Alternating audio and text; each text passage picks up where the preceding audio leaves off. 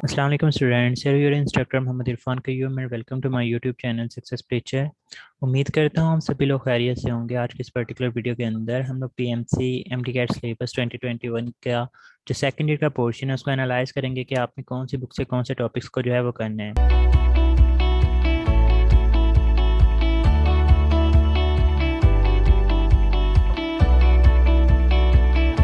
So let's start with the unit number 11। Topic number 11 है आपके पास PMC के मुताबिक एसएनपी ब्लॉक एलिमेंट्स और हमारे पास सेकेंडरी केमिस्ट्री का पहला यूनिट बन रहा है। आपसे पहले मैं ये क्लियर कर देता हूँ कि आपने इस यूनिट में से कौन कौन सी चीज़ें करनी है। तो बच्चे यहाँ पे मॉडर्न पीरियोडिक टेबल से आप लोगों ने स्टार्ट कर लेना है 1.2 से। इसके अंदर आप लोग ग्रुप्स एंड पीरियड्स को करेंगे।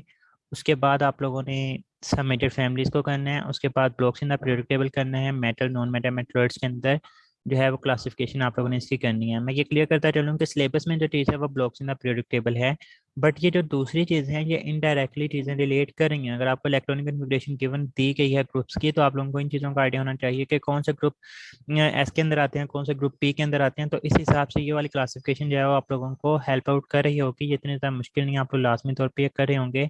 नेक्स्ट चीज़ आपने करनी है वो एटॉमिक रेडियस। यहाँ सिलेबस में इंक्लूड है। आयनिक रेडियस भी सिलेबस में इंक्लूड है। आयनाइजेशन एनर्जी या फिर आयनाइजेशन पोटेंशियल ये भी हमारे सिलेबस में इंक्लूड है। इलेक्ट्रॉन एफिनिटी इस यूनिट में पर्टिकुलरली सिलेबस में इंक्लूड नहीं है, लेकिन हम लोगों ने जब चैप्टर नंबर 6 केमिकल बॉन्डिंग का एनालाइज किया था तो उसमें ये हमारे पास सिलेबस में मौजूद था। तो आप लोग करें या ना करें इससे फर्क नहीं पड़ता, लेकिन वहाँ पे आप लोग लाजमी तौर पे ये कर रहे होंगे। उसके बाद metallic and non metallic reactor आप लोगों के सिलेबस में इंक्लूड है। मेल्टिंग एंड बॉइलिंग पॉइंट्स आपके सिलेबस में इंक्लूड है। ऑक्सीडेशन सिलेबस इंक्लूड नहीं है, आप लोग इसको स्किप कर देंगे। इलेक्ट्रिकल कंडक्टेंस सिलेबस में इंक्लूड है। हाइड्रेशन एनर्जी सिलेबस में नहीं है। हैलाइड ऑक्साइड हाइड्राइड इनमें से कोई भी चीज़ है वो सिलेबस में इंक्लूड नहीं है, और ना ही position of hydrogen. Chapter number 2 की बात करें तो बच्चे ये भी सिलेबस का पार्ट है। आपको इंट्रोडक्शन के अंदर जो चीज़ें इसके अंदर यही लिखा है कि अल्कली मेटल्स किनको बोलते हैं, अल्कलीन अर्थ मेटल्स किनको बोलते हैं, और इनके अंदर कौन कौन से एलिमेंट्स आ जाते हैं। उसके बाद इलेक्ट्रॉनिक कन्फिग्रेशन, ये टॉपिक उसने जनरल हमें कहा कि इलेक्ट्रॉनिक कन्फिग्रेशन आपको पता होनी चाहिए। तो बच्चे आपको चैप्टर नंबर 2 से लेकर चैप्टर नंबर 5 तक जहाँ पे जो भी ग्रुप स्टार्ट होता है उसने वहाँ पे इलेक्ट्रॉनिक कन्फिग्रेशन का एक पैराग्राफ दिया गया है। तो आप लोगों ने वो लाजमी तौर पे एक एक पैराग्राफ पढ़ना है। अदरवाइज ये जनरल है कि इनकी इलेक्ट्रॉनिक कन्फिग्रेशन कैसी होती है। ग्रुप 1 के वैलेंशियल में एक इलेक्ट्रॉन, ग्रुप 2 के वैलेंशियल में दो, ग्रुप 3 के वैलेंशियल में तीन, एंड सो ऑन। मतलब जो ग्रुप नंबर होता है उसके वैलेंशियल में उतने ही इलेक्ट्रॉन जो है वो हमारे पास मौजूद होते हैं। तो आप लोग इनकी इलेक्ट्रॉनिक कन्फिग्रेशन करेंगे। अक्रंस आप लोग यहाँ से नहीं करेंगे, अक्रंस ऑफ अल्कलीन अर्थ मेटल भी नहीं है। पिक्यूलर बिहेवियर ऑफ लिथियम भी सिलेबस में नहीं है, और ना ही पिक्यूलर बिहेवियर ऑफ बेरिलियम है। नेक्स्ट हमारे पास आ जाता है trends in chemical properties of the alkali metal. तो बच्चे उसने हमें केमिकल प्रॉपर्टीज पूछी हैं ब्लॉक एलिमेंट्स, मतलब ग्रुप 1 और ग्रुप 2 की आपको केमिकल प्रॉपर्टीज का पता होना चाहिए। तो आपको ये ट्रेंड इन केमिकल प्रॉपर्टीज ये सारी करनी है। उसके बाद ये हमारे पास जो अल्कलीन अर्थ मेटल्स की प्रॉपर्टीज आ जाती हैं ये भी करनी है। उसके बाद बच्चे यहाँ पे पूछते हैं कि सर क्या ये इंपॉर्टेंट है। तो बच्चे आई रिकमेंड कि आप लोग ये लाजमी तौर पे करें, क्योंकि general trending properties of compound of alkali and alkaline earth metal, तो यहाँ पे भी उसने हमसे बात की गई है कि फिजिकल एंड केमिकल प्रॉपर्टीज को देखें या फिर केमिकल प्रॉपर्टीज। तो बेसिकली उन्हीं के ट्रेंड यहाँ पे बनाए गए हैं। तो आप लोगों ने ये ऑक्साइड हाइड्रोक्साइड कार्बोनेट नाइट्रेट और सल्फेट यहाँ तक लाजमी करना है। उसके बाद ये जो नेक्स्ट टॉपिक है 2.3 2.4 ये वाली चीज़ें जो आपके सिलेबस में इंक्लूड नहीं है। तो ये चीज़ें हैं जो आप लोगों ने पंजाब बुक से करनी है, जो कि आप लोगों के एस&पी बुक एलिमेंट्स के अंदर इंक्लूड है। इसके अलावा फेडरल की बुक के अंदर टॉपिक्स हमारे पास मौजूद हैं। लाइक यहाँ पे देखें ये जो चीज़ें हैं कि describe the reaction of group 1 elements, group 2 elements and group 3 elements, ये हमारे सिलेबस में सिरे से ही मौजूद नहीं है। So now let's move to the federal book. मैं आप लोगों को पेज नंबर बता देता हूँ कि आपने कौन कौन से करनी है, तो आप लोग उससे जो है वो लाजमी तौर पर प्रिपेयर कीजिएगा। जी तो बच्चों यहाँ पे देखें कि आपको हेडिंग्स गिवन है ग्रुप 1 एलिमेंट के रिएक्शन, ग्रुप 2 के और ग्रुप 3 एलिमेंट्स के रिएक्शन। बच्चे ग्रुप 3 एलिमेंट के रिएक्शन हमारी फेडरल की बुक में भी मौजूद नहीं है। बेसिकली यहाँ पे गलती है, टाइपिंग मिस्टेक समझ लें। पीरियड 3 है, और अगर ग्रुप 3 आना भी चाहिए तो मैंने ये रिएक्शन जो है वो अलग से लिखे हुए हैं। ये हमारी किसी भी बुक में नहीं है। मैं आप लोगों को पीडीएफ के फॉर्म के अंदर ग्रुप के अंदर शेयर कर दूंगा, तो आप लोग वहाँ से देख सकते हैं, या फिर आप मुझे डायरेक्ट मैसेज कर सकते हैं। तो मैं इंशाल्लाह आप लोगों को ये जो ग्रुप 3 के रिएक्शन है ये भी प्रोवाइड कर दूंगा। इसके अलावा आपने पीरियड 3 के रिएक्शन जो है एज अ प्रिकॉशन करने हैं, क्योंकि आई थिंक सो कि यहाँ पे पीरियड 3 ही आना चाहिए था, क्योंकि हमारे पास बुक के अंदर रिएक्शन ही ये वाले मौजूद हैं। तो पीरियड 3 के reaction with water oxygen chlorine, तो पेज नंबर 11 है हमारे पास फेडरल बुक का। रिएक्शन विद वाटर आप लोगों के सामने गिवन है, तो ये आप लोगों ने यहाँ पे करना है। उसके बाद रिएक्शन विद ऑक्सीजन हमारे पास उसी से नेक्स्ट पेज के ऊपर मौजूद है, तो आप लोग ये वाला कर रहे होंगे। और उसके बाद रिएक्शन विद द क्लोरीन, तो ये आप लोगों के पास है। ये ग्रुप 3 या फिर पीरियड 3 के रिएक्शन आ जाते हैं, तो आप लोगों ने ये वाले रिएक्शन जो है वो यहाँ से कर लेनी है। उसके बाद ग्रुप 1 और ग्रुप 2 के रिएक्शन देखते हैं कि आप लोगों ने यहाँ से करने हैं। जी बच्चों, अगर हम लोग ग्रुप वन के रिएक्शंस की बात करते हैं, वो अपने वाटर के रिएक्शन, वाटर के सारे रिएक्शन तो पेज नंबर 28 के ऊपर आपके पास मौजूद हैं, trends in reactivity with water. तो आप लोगों ने ये सारे के सारे रिएक्शंस देखने हैं। उसके बाद रिएक्शन विद ऑक्सीजन भी हमें दिया गया था, उससे नेक्स्ट पेज के ऊपर ही हमारे पास रिएक्शन विद ऑक्सीजन मौजूद है। तो आप लोगों ने ये सारे के सारे करने हैं। ये reaction of the oxide with water and dilute acid, ये बेशक आप लोग स्किप कर दीजिएगा, यहीं तक आप लोग कर लें कि इन पैरामैग्नेटिक एंड कलर। तो ये आप लोगों का टॉपिक जो है वो क्लियर हो जाता है। उसके बाद जो नेक्स्ट आ जाता है वो हमारे पास आ जाता है reaction of the elements with the chlorine. तो आप लोगों ने ये क्लोरीन के साथ जो रिएक्शन है यहीं तक है 2HCl। तो आप लोगों के ये वाले रिएक्शन जो है वो कंप्लीट हो जाते हैं। तो ये हमारे पास ग्रुप वन के रिएक्शन आ जाते हैं। अब हम लोग ग्रुप टू की बात करते हैं। पेज नंबर 36 के ऊपर हमारे पास मौजूद है टेंडेड रिएक्टिविटीज विद वाटर। ये ग्रुप टू की बात की जा रही है बेसिकली यहाँ पे। तो ये आप लोगों ने टेंडेड रिएक्टिविटीज वाटर के हिसाब से करना है।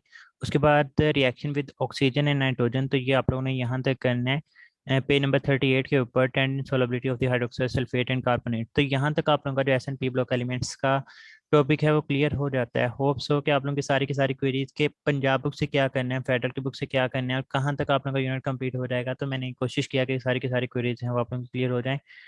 So this is all about S&P block elements.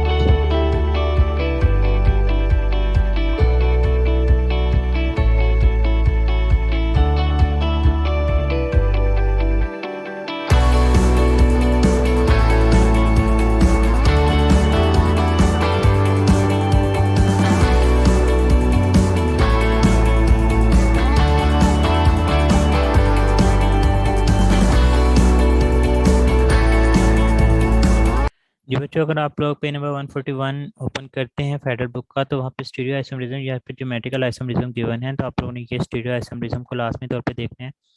इसके अंदर आप लोगों के पास जो चीज़ें, ये रोटेशन की बात की जाती है, अल्कीन कौन सी शो करती हैं कौन सी शो नहीं करती। और ये particular case last year MD CAT का मतलब PMC 2020 ने ये क्वेश्चन किया भी हुआ है। तो ये वाली चीज़ है, आपने जो मेडिकल आइसोमरिज्म के हिसाब से इसको देख लेना है, अदरवाइज आपने पंजाब की बुक से ही करना है। तो वो वाली चीज़ें जो है वो मोर देन इनफ है। सिर्फ जो मेडिकल आइसोमरिज्म के लिए आप लोग क्या बस यूनिट को देखेंगे। So this is all about fundamental principle of organic chemistry.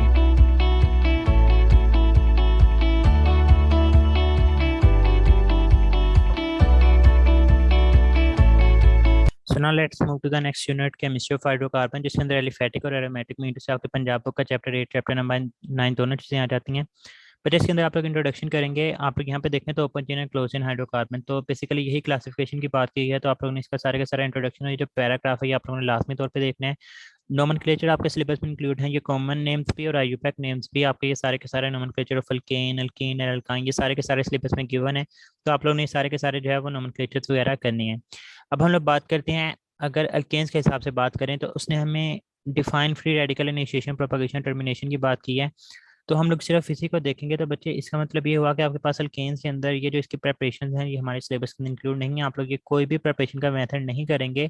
Physical properties भी सिलेबस में इंक्लूड नहीं है। रिएक्टिविटी ऑफ अल्केन्स की बात करें, इनर्टनेस ऑफ सिग्मा बॉन्ड ये सिलेबस में नहीं है। कंबस्शन नहीं है, ऑक्सीडेशन नहीं है, नाइट्रेशन नहीं है। हेलोजिनेशन सिर्फ और सिर्फ अल्केन्स के हिसाब से आपके सिलेबस में इंक्लूड है। तो आपको हेलोजिनेशन कंप्लीटली गो थ्रू करने आप लोगों ने, यहाँ तक तो यूजेस ऑफ मीथेन भी आपके सिलेबस में इंक्लूड नहीं है। तो ये हमारे पास जो है वल्केन्स के हिसाब से चीज़ें क्लियर हो गई आप लोगों को कि क्या चीज़ें सिर्फ हेलोजिनेशन हमारे सिलेबस में इंक्लूड है। उसके बाद देखिए उसने कहा explain the IUPAC nomenclature of alkene, तो वो हमने देख लिया है। उसके बाद explain the shape of ethane molecule in terms of sigma and pi carbon carbon bond, तो इसके अंदर आपने हाइब्रिडाइजेशन ही पढ़नी है। तो बेसिकली यहाँ पे इथीन आना चाहिए था कि इथीन मॉलिक्यूल की इन terms of sigma and pi, क्योंकि इथीन के अंदर ही पाई बॉन्ड देखने को मिलता है। तो आप लोग ये वाली चीज़ है हाइब्रिडाइजेशन के अंदर कर लेंगे। उसके बाद describe the structure activity of the alkenes as exemplified by the ethene आएगा यहाँ पे। अगेन आप लोगों ने कि मतलब ये इनकी प्रेपरेशंस का क्या होता है ट्रेंड वगैरह, प्रेपरेशन और रिएक्टिविटी का ट्रेंड क्या होता है कि रिएक्टिविटी ऑफ पाई बॉन्ड जो है वो आप लोग इस चीज़ के अंदर जो है वो आप लोग यहाँ पे एक्सप्लेन कर रहे होंगे। उसके बाद हमारे पास आ जाता है, कहता है कि define and explain with the suitable example the term isomerism and structural isomerism, तो ये हमने चैप्टर नंबर 7 के अंदर ही देख लिया, उसी के आउटलाइन यहाँ पे भी गिवन है। फिर कहते हैं explain the dehydration of alcohol and dehydrohalogenation for the preparation of ethene. तो बच्चे यहाँ पे आपने इथीन की प्रिपरेशन के जो मेथड्स हैं वो कौन कौन से करने हैं वो उसने हमें बता दिए हैं। उसने एक हमें कहा है डिहाइड्रेशन ऑफ अल्कोहल, तो हम लोग यहाँ पे डिहाइड्रेशन ऑफ अल्कोहल जो कि नंबर 2 है ये आप लोग करेंगे। उसके बाद डिहाइड्रोहाइलोजिनेशन ऑफ अल्काइल हैलाइड, तो ये दोनों सिलेबस में इंक्लूड है। इसका मतलब आप लोगों के पास डिहाइलोजिनेशन ऑफ विसिनल डाइहैलाइड हो गया, इलेक्ट्रोलिसिस ऑफ साल्ट और डाइकार्बोक्सिलिक एसिड हो गए, और उसके बाद पार्शियल हाइड्रोजनेशन ऑफ अल्काइन ये आपके सिलेबस में इंक्लूड नहीं है, और फिजिकल प्रॉपर्टीज भी आप लोग नहीं करेंगे। रिएक्टिविटी ऑफ पाई बॉन्ड आप लोग यहाँ पे लाजमी तौर पे करेंगे। उसके बाद कहता है describe the chemistry of alkenes by the following reaction of ethene, आपने इथीन के रिएक्शन बताने हैं। नंबर 1 हाइड्रोजनेशन, ये सिलेबस में इंक्लूड है। उसके बाद हमारे पास आ जाता है हाइड्रोजन हैलाइड की एडिशन मीन टू से हाइड्रोहाइलोजिनेशन, ये भी हमारे पास सिलेबस के अंदर इंक्लूड है। उसके बाद एडिशन ऑफ सल्फ्यूरिक एसिड, इसको हाइड्रेशन रिएक्शन भी बोलते हैं, तो ये भी हमारे पास सिलेबस के अंदर इंक्लूड है। एडिशन ऑफ हैलोजन हैलोजिनेशन, ये भी हमारे पास सिलेबस में इंक्लूड है। हैलो हाइड्रेशन, ये भी सिलेबस में हमारे पास इंक्लूड है। और तो ये वाली चीज़ें जो है वो आप लोगों ने करनी है। ऑक्सीडेशन रिएक्शन जो है वो हमारे पास सिलेबस के अंदर इंक्लूड नहीं है, मतलब इसने यहाँ पे आउटलाइंस के अंदर हमें ये बात बताई ही नहीं हुई, तो हम लोग ये वाली चीज़ है वो नहीं करेंगे। उसके बाद एक लास्ट रिएक्शन है पॉलीमराइजेशन, तो ये वाला आप लोगों ने कर लेना है। यूजेस ऑफ इथीन जो है वो आप लोगों के सिलेबस के अंदर इंक्लूड नहीं है। तो ये जो है वो आप लोगों के पास इथीन या फिर अल्कीन के हिसाब से जो भी चीज़ें उसने आप लोगों से पूछी हैं वो हम लोगों ने यहाँ पे डिस्कस कर ली हैं, जो कि आप लोगों के सिलेबस में इंक्लूड है।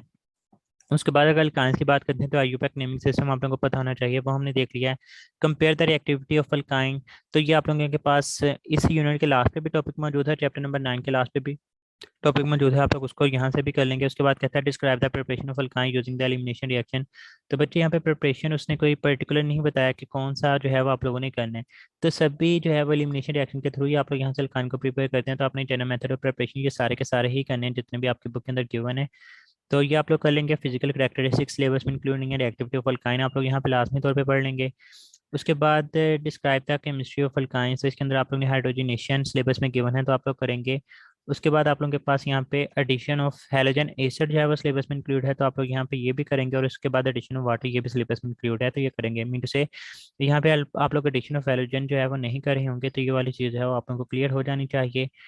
उसके बाद ये कंबस्शन पॉलीमराइजेशन, ये इनमें से कुछ भी चीज़ है वो हमारे पास सिलेबस के अंदर इंक्लूड है वो हमारे पास नहीं है। ये इंक्लूड है comparison of the reactivity of alkane alkene and alkyne, और यहाँ पे अरेन्स का वर्ड भी इस्तेमाल हुआ, मतलब आप लोगों ने बेंजीन की रिएक्टिविटी भी देखनी है, तो वो आप लोगों के पास चैप्टर नंबर 9 के सबसे लास्ट के टॉपिक के ऊपर जो है वो हमारे पास मौजूद है।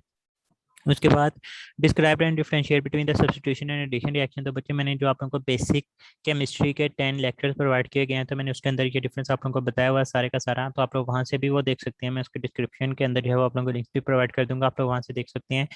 उसके बाद हमारे पास आ जाता है एरोमेटिक हाइड्रोकार्बन, मीटर से हम लोगों ने बेंजीन का देखना है कि हमें उसने कौन कौन सी चीज़ है वो हमसे उसने रिक्वायर की हुई है। तो अगर हम लोग बेंजीन को ओपन करते हैं तो इंट्रोडक्शन, ये नोमेनक्लेचर तो आपको जनरली सारे के सारे ही आने चाहिए, कोई भी ऑर्गेनिक कंपाउंड की क्लास हो, क्योंकि उसने हमें शुरू में फंक्शन ग्रुप के बारे में बताया हुआ है, तो उसी के हिसाब से वो एमसीक्यूज पूछ सकता है, तो आप लोगों ने ये लाजमी तौर पर पढ़ने हैं। उसके बाद आ जाता है explain the shape of the benzene molecule, तो ये वाली जो चीज़ें हैं आप लोगों के पास स्ट्रक्चर ऑफ बेंजीन वगैरह मॉलिक्यूलर ऑर्बिटल ट्रीटमेंट से बेसिकली ये चीज़ स्टार्ट हो रही है, तो आप लोगों ने यहाँ से जो है वो स्टार्ट करना है modern concepts about the structure, तो ये वाला आप लोगों ने सिलेबस के अंदर आपके पास इंक्लूड है। उसके बाद स्टेबिलिटी ऑफ बेंजीन सारे का सारा सिलेबस में इंक्लूड है, इसके अंदर रेजोनेंस आ जाता है, रेजोनेंस एनर्जी आ जाता है, तो ये वाली सारी की सारी चीज़ें जो है वो आप लोगों ने यहाँ से करनी है, रेजोनेंस वगैरह। तो यहाँ तक आप लोगों का इसका मतलब हो गया है। उसके बाद आ जाता है compare the reactivity of benzene with alkene and alkene, तो वो हमने लास्ट के ऊपर देख लिया। उसके बाद है describe the addition reaction of benzene and methyl benzene, तो बच्चे आप लोगों के पास यहाँ पे ये जो प्रिपरेशन है ये हमारे पास सिलेबस के अंदर इंक्लूड नहीं है, आप लोग इसको नहीं करेंगे। उसके बाद आ जाते हैं reaction of the benzene, reaction of benzene के अंदर आप लोग यहाँ से स्टार्ट कर लेंगे। और उसके बाद आप लोगों के पास जो है वो इलेक्ट्रोफिलिक सब्स्टिट्यूशन रिएक्शन जो है वो आप लोगों ने यहाँ से करनी है। तो ये हमारे पास इलेक्ट्रोफिलिक सब्स्टिट्यूशन रिएक्शन जिसके अंदर नाइट्रेशन है, तो आप लोगों ने नाइट्रेशन देखना है। हेलोजिनेशन भी सिलेबस में इंक्लूड है, लाइक यहाँ पे देखें हेलोजिनेशन आ जाता है। उसके बाद नाइट्रेशन भी सिलेबस में इंक्लूड है। उसके बाद सल्फोनेशन भी हमारे पास सिलेबस में गिवन है। उसके बाद फ्राइडल क्राफ्ट अल्काइलेशन और एसाइलेशन भी जो है वो हमारे पास सिलेबस के अंदर गिवन है, तो ये आप लोगों ने सारे के सारे करने। उसके बाद उसने यहाँ पे एडिशन रिएक्शन की भी बात किया, तो आप लोगों के पास ये जो एडिशन रिएक्शन है ये भी आपके सिलेबस में इंक्लूड है, तो आप लोग यहाँ पे ये कर रहे होंगे कंबस्शन तक। उसके बाद अगर हम लोग बात करते हैं, नेक्स्ट कहता है कि हमारे पास अप्लाई द पोजीशन, तो बच्चे आप लोगों के पास कंबस्शन के अंदर ही ऑक्सीडेशन, मतलब ये जो एडिशन रिएक्शन है ना उसी के अंदर आप लोगों के पास ऑक्सीडेशन भी आता है, तो आप लोग ये भी करेंगे। उसके बाद साइड चेन ऑक्सीडेशन भी उसी का पार्ट है, तो आप लोग इसको भी करेंगे। उसके बाद आपको कहता है कि पोजीशन ऑफ सब्स्टिट्यूएंट, तो आप लोगों के पास बेसिकली ये जो ऑर्थो पैरामीटर है ये भी आपके पास सिलेबस में इंक्लूड है, तो आप लोग ये सारे का सारा करेंगे। Comparison of the reactivity of alkane alkene and benzene, ये भी सिलेबस में गिवन है, मतलब इस यूनिट में से जो आपने चीज़ें नहीं करनी वो यही है कि आपने इनकी प्रिपरेशन जो है वो बेंजीन की नहीं करनी, और इसके अलावा जो नोमेनक्लेचर के बाद 2-3 पेजेस हैं बिफोर मोड, ये जो ऑर्बिटल ट्रीटमेंट है उससे पहले पहले जो चीज़ें वो आपके सिलेबस में इंक्लूड नहीं है, तो वो वाली चीज़ें आप लोग नहीं करेंगे। अदरवाइज आप लोगों के पास ये सारे का सारा यूनिट ही जो है वो आपके सिलेबस में इंक्लूड है। So this is all about chemistry of hydrocarbon. इसके अंदर आप लोग चैप्टर नंबर 8 भी करेंगे, चैप्टर नंबर 9 भी जो है वो कर रहे होंगे।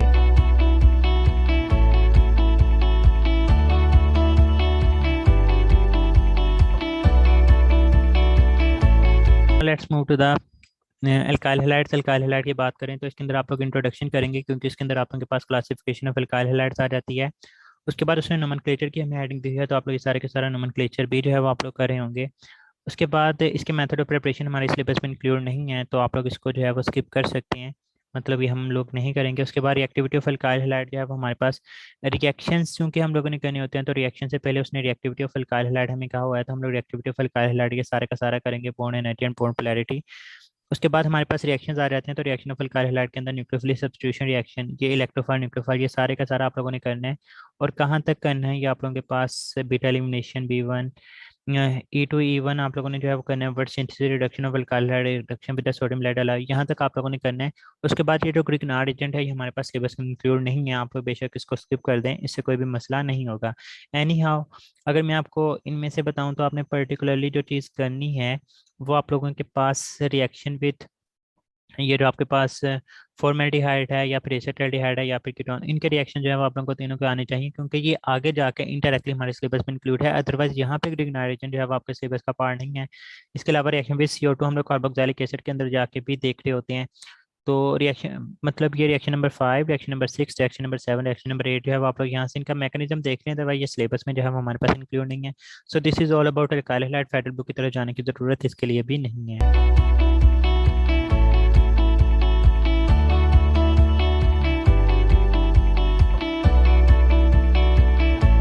सो now let's move to the alcohol and phenol. अगर अल्कोहल एंड फिनॉल की बात करें तो आप लोग इंट्रोडक्शन, उसके बाद इसकी क्लासिफिकेशन भी सिलेबस में इंक्लूड है, तो आप लोग ये सारे का सारा करेंगे। नोमेनक्लेचर भी हमारे पास सिलेबस में इंक्लूड है, तो आप लोग ये सारे के सारे नोमेनक्लेचर करेंगे।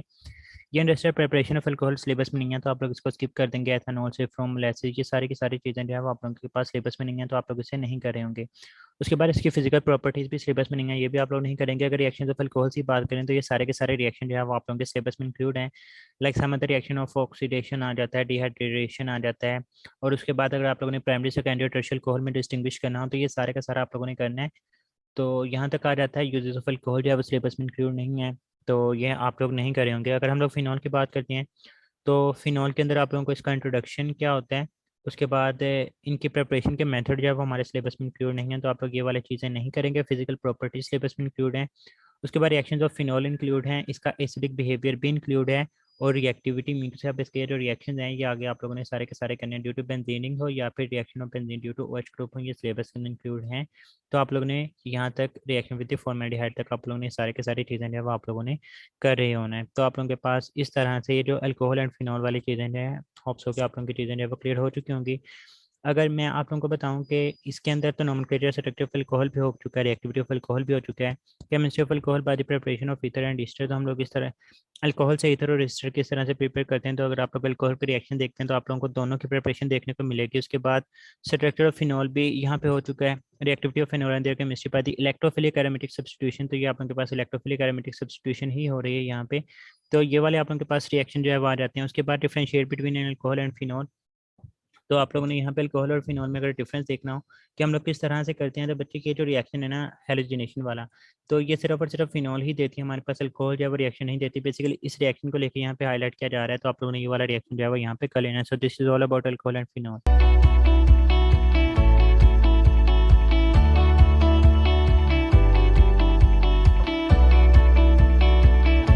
Now let's move to the unit aldehyde and ketone. अगर एल्डिहाइड और कीटोन की बात करें तो ऑलमोस्ट पूरे का पूरा यूनिट इंक्लूड है। आप लोग इंट्रोडक्शन आपके सिलेबस में गिवन है, आप लोगों ने इसके नोमेनक्लेचर भी आपके सिलेबस में गिवन है, तो आप लोग करे होंगे।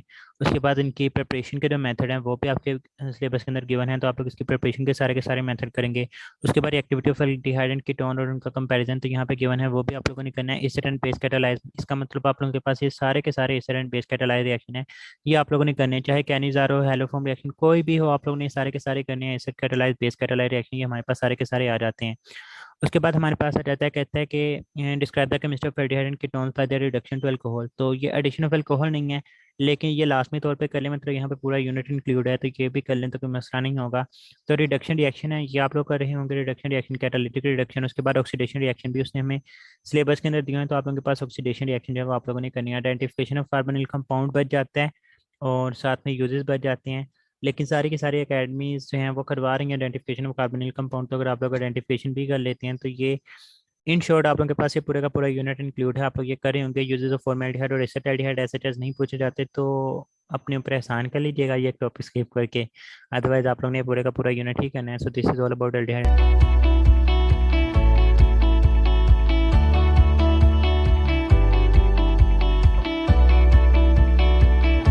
सो now let's move to the carboxylic acid. Carboxylic acid की बात करें तो आप लोगों ने इसका इंट्रोडक्शन करना है, क्योंकि इसके अंदर आप लोगों के पास इसकी जो क्लासिफिकेशन आ जाती है सारी की सारी वो आ जाएगी। उसके बाद नोमेनक्लेचर जो है वो आप लोगों के पास सिलेबस के अंदर इंक्लूड है, तो आप लोग इसके नोमेनक्लेचर करेंगे। नोमेनक्लेचर के बाद अगर हम लोग इसकी प्रिपरेशन की बात करें तो ये प्रिपरेशन ऑफ कार्बोक्सिलिक एसिड आपके सिलेबस के इंक्लूड है, तो आप लोग ये सारे के सारे प्रिपरेशन ऑफ कार्बोक्सिलिक एसिड के मेथड जो है वो आप लोगों ने सारे के सारे करने हैं। उसके बाद फिजिकल करैक्टरिस्टिक्स जो है वो हमारे पास सिलेबस के अंदर इंक्लूड हैं, तो आप लोगों ने करनी है।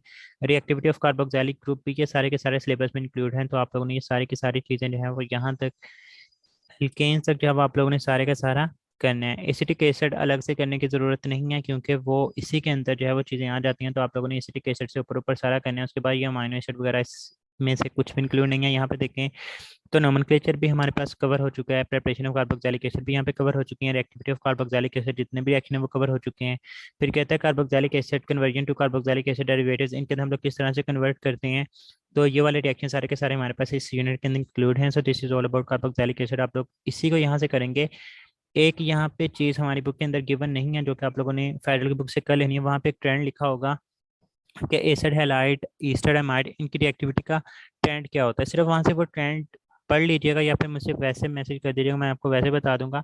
तो यही है, इसके अलावा आपको फेडरल की बुक की तरफ जाने की इसके लिए भी ज़रूरत है वो नहीं है।